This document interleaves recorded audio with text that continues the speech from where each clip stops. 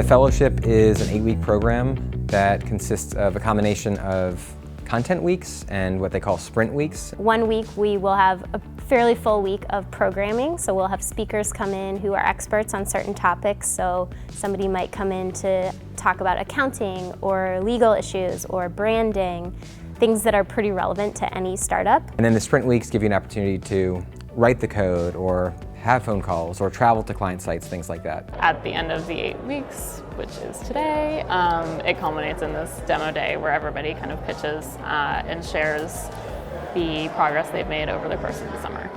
My venture is EdSightful, which is a tool in the Google Suite that helps schools and districts more effectively manage their teacher support programs. The industry is shifting to on-the-job methods of professional development, like instructional coaching, classroom observations, and teacher evaluations.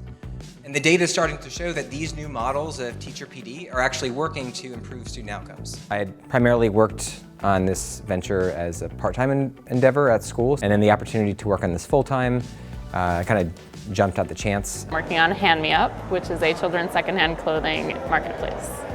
The best way to reduce the negative environmental impact of the apparel industry is to shop secondhand rather than buying new. I've been working on it part-time my entire career at SOM, and the summer fellowship is the first time that I had the space and the structure and the time to work on it completely full-time, and that has just made like a world of difference. I'm working on a venture called Brazen Eats.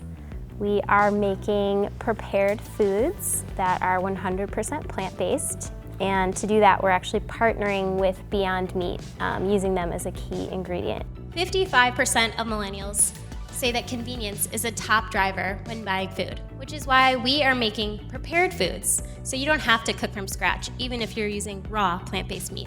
So at Tsai City, they implemented something called Unhappy Hour, which is when you kind of pitch your venture and people kind of are playing devil's advocate, asking you the hard questions, and I think that's actually really helpful in getting a diversity of perspectives. Just the fact that it is Yale-wide, the fellowship has been really, really cool.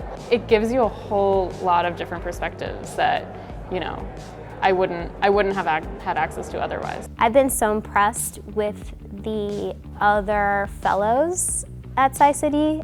I think they're all working on really amazing ventures. Solving problems in a variety of spaces, including other education and homelessness and medicine. But everybody's kind of going through a similar experience, and that's something that is incredibly valuable and incredibly validating because, you know, you can see yourself in other people's experiences. But this summer I was able to get a couple new contracts with hopefully some more in the pipeline too. We have our first customer, which is very exciting. So we'll be in Elm City Market, hopefully very soon. We're opening a second physical location. That's happening next week.